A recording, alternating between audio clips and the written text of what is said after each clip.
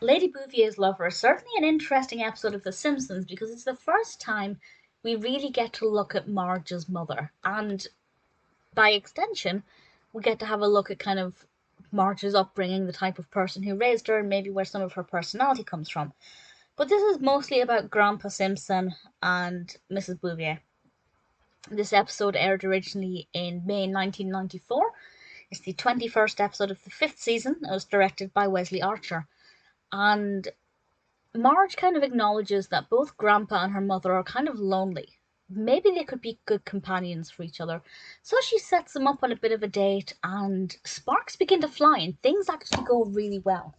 But when Abe steps away for a moment, as luck would have it, terrible luck for Grandpa Simpson, Mr. Burns comes along and begins to charm Marge's mother.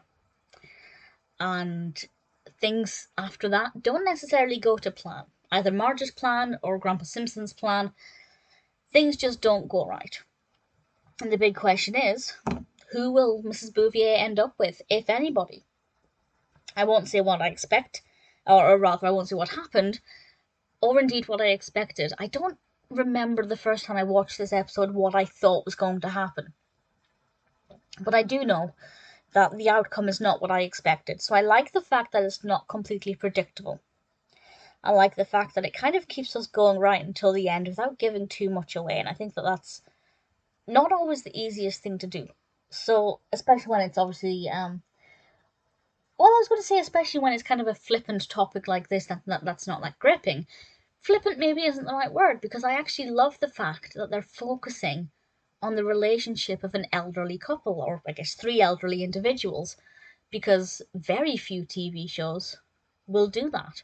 And it doesn't matter that it's an animation, it's still taking the time to address the subject, and also may make some people watching it start to think about their own relatives, and maybe their own relatives could do with some companionship.